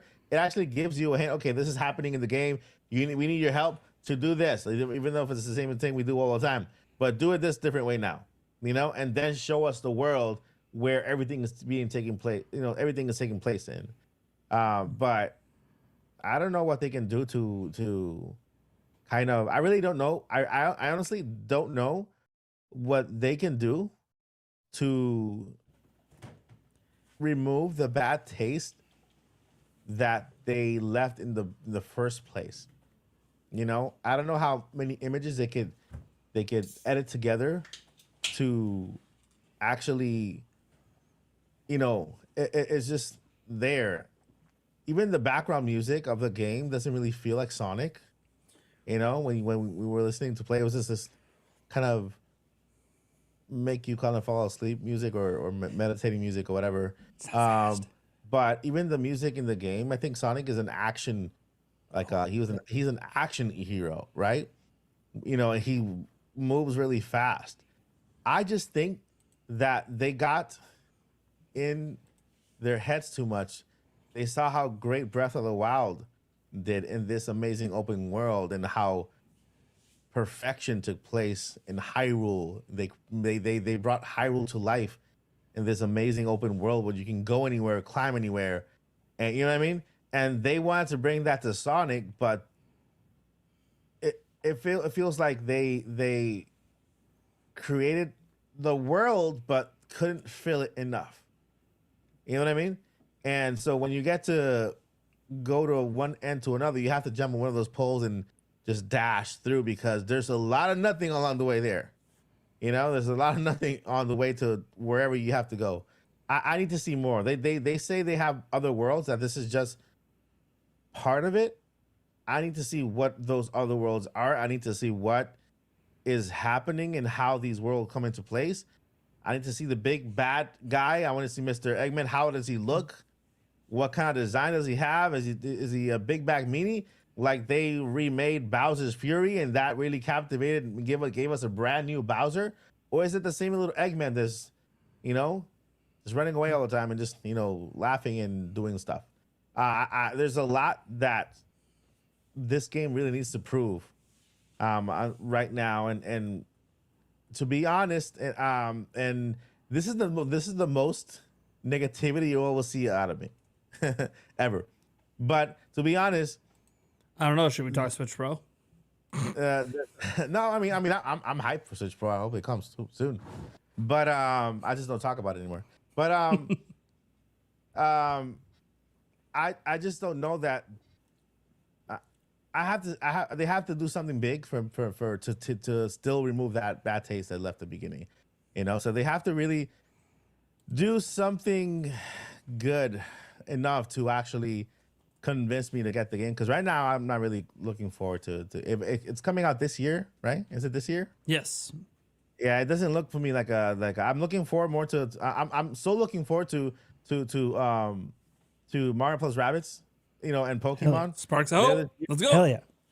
Yeah. I mean, those games are I'm overly happy through the roof for those games.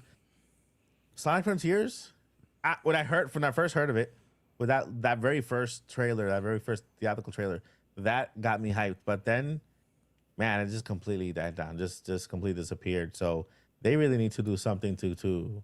And I feel like there's a lot of people out there, I mean, I don't want to be an influencer. I don't want to influence anybody's opinion. I mean, you are an influencer. They like it or not. You're in the wrong business. You're in the wrong business if you don't want to be an influencer. But I, in my personal opinion, I feel like they have a lot to prove, and I feel like they, they just have a lot to prove, and time is running out. I don't think they're gonna see the sales they thought they were gonna see with this game. If they were expecting Breath of the Wild sales, it's not gonna get there. Yeah, that's my 20 cents. You know what I just noticed? I'm gonna get to Eric's comments in a moment. I got a pop up, and I've never seen this pop up when I stream on Nintendo Prime. Tracking it. No. Yeah, there's a pop up saying, "Oh, there's a lot of people watching. Insert an ad." Don't worry, guys, I'm not doing that. But I can create highlights without having to do this in my editing software. I think this popped up and said, "Hey, you have high engagement right now. Create a highlight." What? I don't even need to use my editing software anymore. We've had higher engagement on the other channel. This never pops up. I'm so good. YouTube. So you're telling me that all I needed to do, it was a brand new YouTube channel for things to stop being broken. That's it. We got to reboot Nintendo. Yeah. Need a brand new YouTube channel to make things work properly. Anyways, Eric, what are your thoughts? What's Sonic Frontiers? What do they got to do for you, buddy? First thing they got to do is bury one of possibly two people that made the decisions on what to show on the depth chart, because that person should no longer be making decisions on what should be shown for game. It's either the person who decided for God, what the hell is it? The first. Why am I blanking on the name? The site, the first IGN. IGN. Thank you. IGN first. Whoever decided it's either whoever decided what was okay to show on that, or the person who's like the head of the marketing for this, because it has been god awful. Outside of, like Mike said, the original trailer and then the direct, the coverage has been terrible. So one of those two people, they need to start burying them on the depth chart, because these people cannot be making decisions anymore. Other than that, I just want to see confirmation that this world is not empty as all hell. That there is actually something to do besides, running around and, completing a couple puzzles here and there. That's great. They mentioned side quests, but then didn't show the side quests. Yeah. There's nothing of story. I mean, they kind of touched on story a little bit. Again, Sonic's friends have been kidnapped. But yeah. And then again, to Mike's point, I don't think they've shown Eggman at all. Are they worried they're going to come out with a design that's ugly Sonic and people are going to hate it and then not buy this game because of it? They're going to have to go back and re-edit him. I don't know what the hell's going on with this. Whoever's making decisions again needs to be buried on the depth chart. This is insane. Here's the way I look at it. If the IGN first never happened, people wouldn't have a negative opinion. Yeah. That's true. But we wouldn't even be having this conversation. Who's the one making that decision though? IGN. Is that IGN or is Probably. it or is it IGN paid them money, I'm sure, to market the game. Oh, I'm sure. But that doesn't necessarily mean that the game devs don't have the absolute say in what can be shown and what can't be. Everything that IGN showed was hands-on gameplay that everyone was able to show once the embargo lifted and they could do a first impression. And almost everyone's first impression footage and videos and stuff gave a much grander idea of things you could do, even things they weren't allowed to record. They were able to talk about. And what's interesting is it's really the IGN first where we got the footage without the context. That hurt. The preview embargo didn't hurt. The initial reveal trailer didn't hurt. The initial tease clips didn't hurt. And the trailer at the Nintendo Direct didn't hurt. The only thing that hurt was the raw gameplay from IGN with no context. Now, the problem with the raw gameplay being what hurt and why we're questioning is that's what you do. You play the game. So if the raw gameplay isn't that engaging, then that's what makes people worry. Now, what they need to show for me is I don't think that opening segment, that opening world is changing. It's empty as hell, and it's going to be empty as hell. I don't think there's anything changing about it. That's the opening zone, the opening island. I know they said there's other islands. It ain't changing. And that sucks. Even though it does look like there's some interesting stuff, like we saw at the trailer at Nintendo Direct where he was fighting some sort of boss in midair. Like, that looks sick. And so there's going to be some really enjoyable moments, but there's going to be a lot of nothingness between the moments. And that's only okay to me if they are treating this opening area like a tutorial. And I'm saying it's only okay if it's a tutorial opening zone, because I just don't have the expectations of the Sonic team to make a tutorial area that's as engaging as Breath of the Wild. Breath of the Wild's tutorial area is the best tutorial in all of gaming. I'm sorry. I'm just going to come and say it.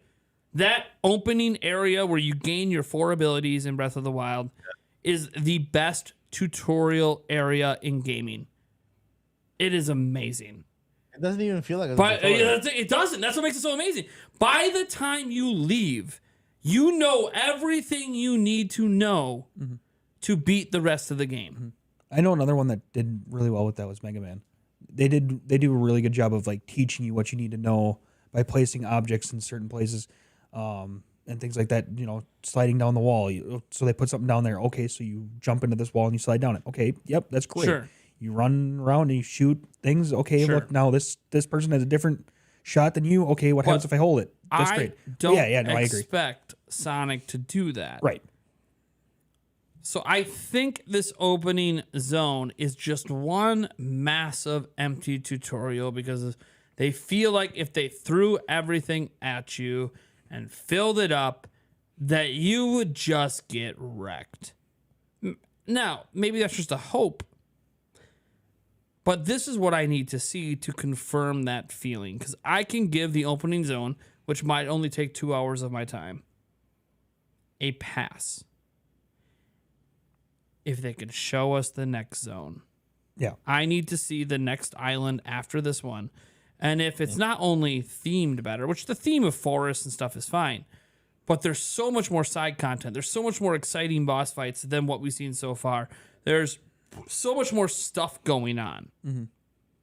And it looks full and alive. Then I fully buy into, okay, it's a tutorial area. Once you're out of the tutorial, like in many other games that have really boring tutorials, it opens up. Only confirmed what? 2 zones so far? They haven't even confirmed. They said there's multiple islands. Right. The other But stuff we saw wasn't a new zone. That's No, a between. that's a right. Yeah, between zone Yep. gameplay That's right. segment of classic Sonic Yep. gameplay. Yep. So that's a between zone segment. We actually see what happens when you get to the end and get to the next zone.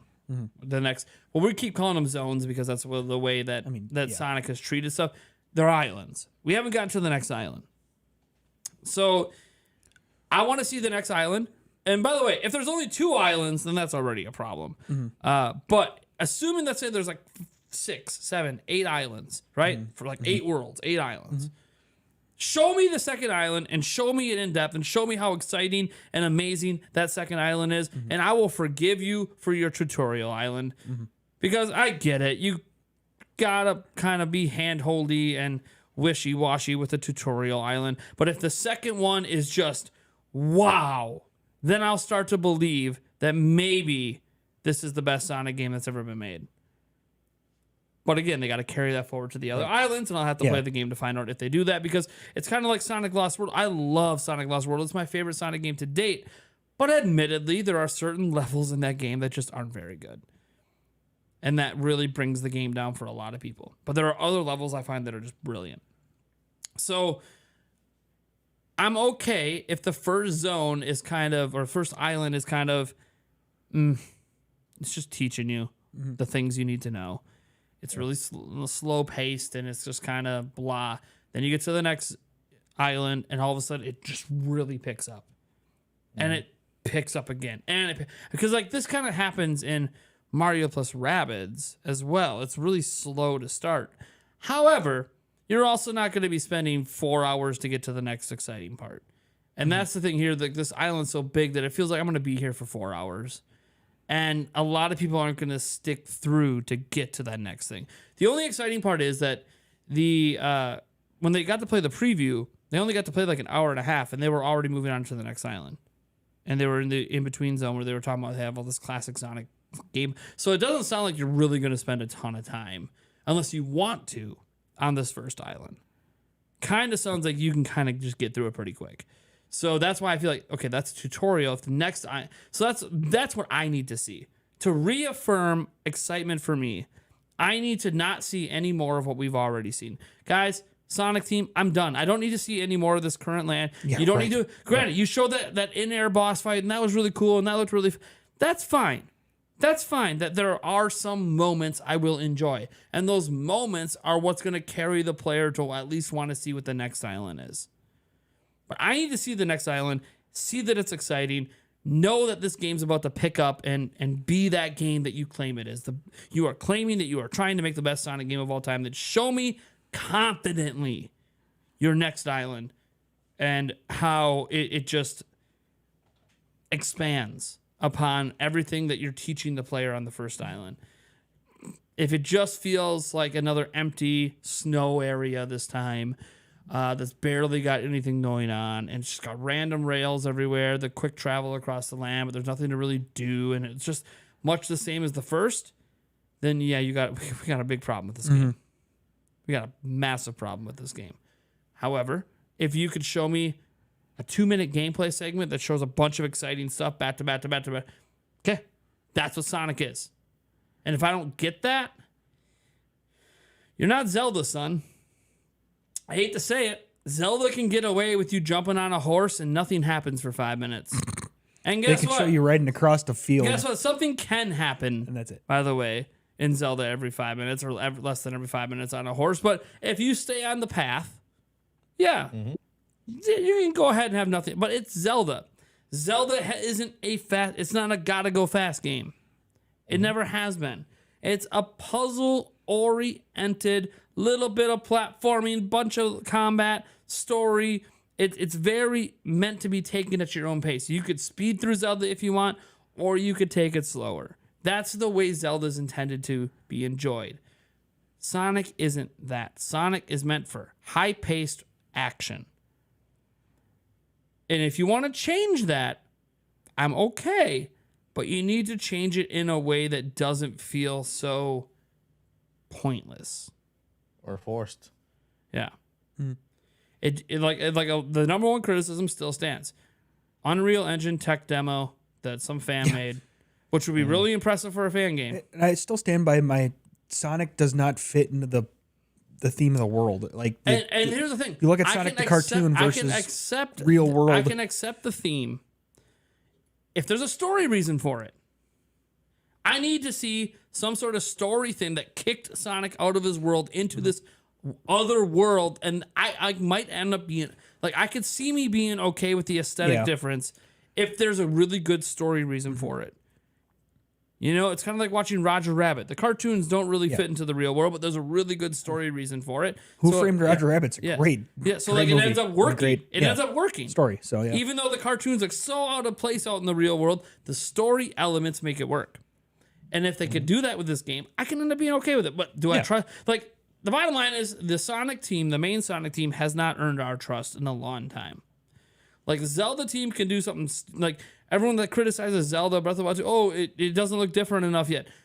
You're telling me you don't trust the Zelda team that just made the most awarded video game of all time in Breath of the Wild? You don't trust them to do right? Okay, then. Then how can we trust? How can we trust it? How can we trust anyone then? Here's the door. Show yourself out. Like that's like saying, we can't trust the God of War team to make a really good God of War Ragnarok. You can't. Why? They did a phenomenal job with the last God of War. Why can't you trust? Like, if we can't trust them, then we can't trust the developers that definitely haven't given us greatness in a while, like the Sonic team. Yeah, and to a point there, I'm sorry if I offend anybody. I hope I don't offend anybody. But Not to mute you? A true Zelda fan wouldn't want it to look so different because they understand completely that is a continuation of the same story. It just continues. Breath of the Wild 2 sequel to the Breath of the Wild. It's like hiring an actor to play something. They say hire The Rock for playing this role. The second part, they hire somebody else because people wanted to see something different. No, they can't. They have to hire the same actor. He's going to look the same exact way. They have to animate him the same exact way. Mechanics the same. The story continues in Breath of the Wild 2. You know, of course, there's other places, bigger world, better mechanics and stuff like that, but the story it should look the same because there has to be some continuity to it. It can't be a different completely character, a completely different Zelda or Link You know what I mean? It has to be the same Link that we already know because the story continues. You can say so there are some mega Zelda fans that don't actually like Breath of the Wild, and they would just say we just don't need Breath of the Wild to make a different Zelda game. I mean, Then you could have a different Link in Zelda. Here's the door. Here's the door. yourself But out. I mean, to be fair, that's what they do. Like Twilight Princess and Wind Waker, completely different Zelda games, with different Zelda and Links. So like yeah, no, but I see your point. When it's a sequel, but Sonic, this isn't a sequel. This is supposedly the beginning of the future of Sonic. Yeah. It just, but it's already rough before it gets here. It is, yeah. But you know, I described what they can do to make me excited. Maybe everyone else will get excited too if they did the same thing, or maybe they just will never be able to get over that opening zone, and they just want that opening zone to get beefed out, which we're too close to launch. Clearly, they think that opening zone's great. They clearly thought everything they were about to show was going to blow our minds, and it didn't. So, makes you scared for the rest of the game. And Wait, didn't they admit that the first playthrough was an earlier version of the game? Yes. here's the thing though too. With that, they still chose to allow footage of that to go out then. Yeah. If it's that, with the hype that they showed of the first trailer, I was ready to buy it instantly. The second I saw that first gameplay footage, you got to look at that and go, no, this is not ready for shit to get out. This is not far enough in development for that. I don't think it looks broken. Right. It's just it just looks like an idea. it's a concept piece. But the trailer hyped this thing up. That original trailer hyped this thing up so much that to then turn around and go to a quote unquote dev build, it's disappointing. That should have never been. And like, okay, Put out in the wild. let's say that dev build. Okay, well that's a year old. Then why are we even seeing it? Right, exactly. So obviously, I would also like to see them announce a demo. That'd be nice. Because if they truly believe in the game, put a demo out there. I'm being serious. If anyone is actually confident in their game, you got no problem putting a demo out.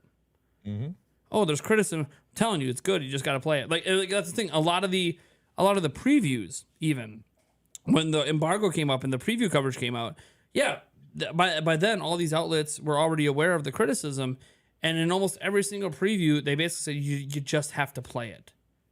It'll make sense when you play it, and it's like, okay, so then be confident. Let us play.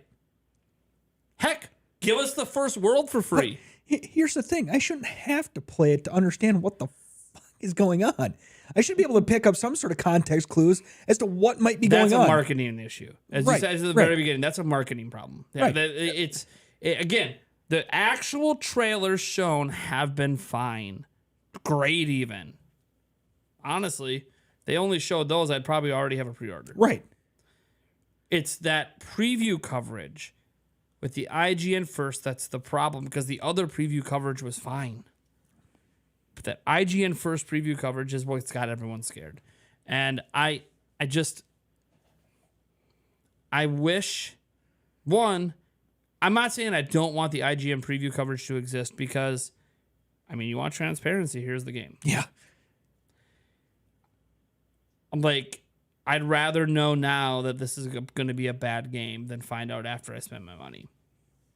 But at the same point, if it's not a good representation of the game, or it only makes sense in full context, then even if you were going to do IGN first, then what you do is you tell IGN you're allowed to release your preview video first, not all this individual footage. That should have been the agreement.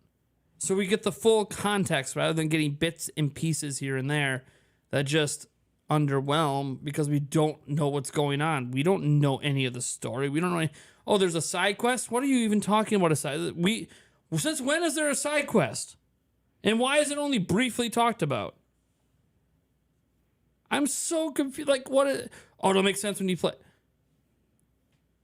And why couldn't everyone record the zone, the in-between zone that looks really bad? Like, that looks awesome. I think there's a lot of... I'm scared that Sonic Frontiers is just a game that has so many good ideas, but none of them are executed. fleshed out. Yeah, none of them are executed to the best of their abilities. But again, we're judging this off of something that all the previews, where that footage came from, all said it's pretty enjoyable. Okay. So give me a demo.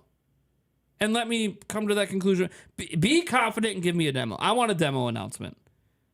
I'm not going to go as far as they need to announce it now because the game's still months away. But I want a demo.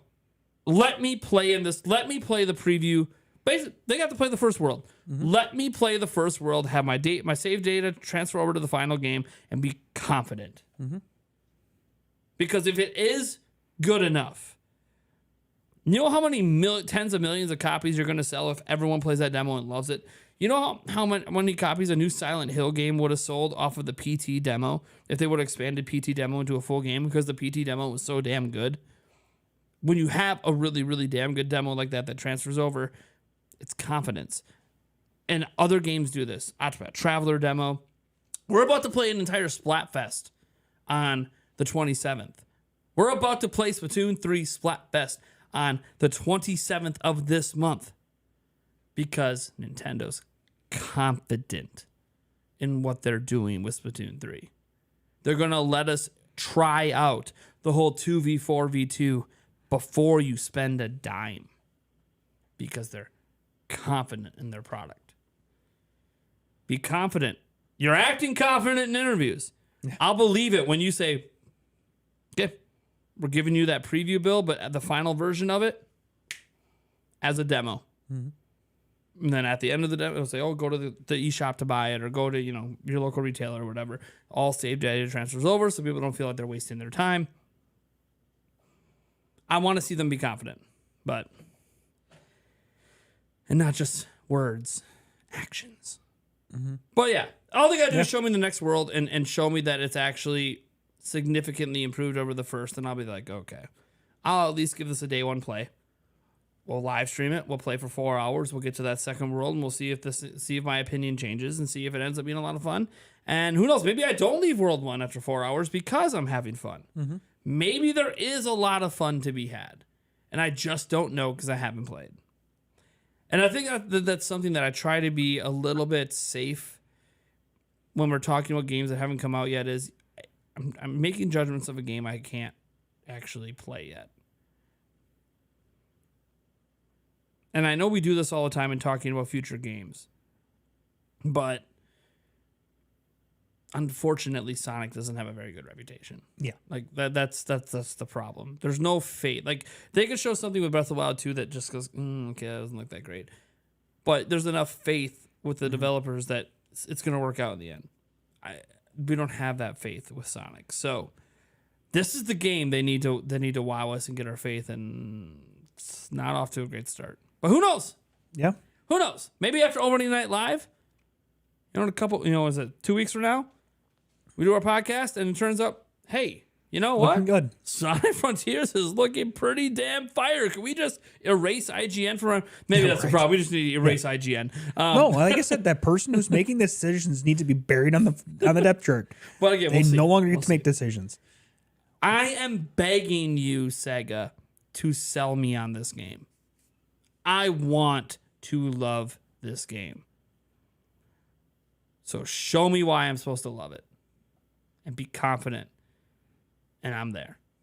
It doesn't take much to get me excited for Sonic. I legitimately like the Sonic franchise. So take me home. Take me home tonight. God. Yeah. And copyrighted. Nah, we'll be all right. And done. Well, what I've noticed is my singing voice isn't good enough to get copyrighted, so we're all good. I can sing all the acapella I want. I'm not going to get in trouble. All right. Well, I think that's it. You guys have anything else you want to add to this topic? Almost made it through the full podcast without bots. Yeah. Almost. Hey, you know what, though? We do not, first ever stream over here, so hey, hello, lovechat.xyz. Yeah, right. You are the first bot to ever appear on this channel in a live stream. Yeah. We have had bots in the comments sections. Yep. Yeah, the bots are just all over. And bye, Mike. And apparently you really had nothing else to say on this. I guess he really had nothing else to say. Wow. Well, we'll see if he comes back in here before we sign out.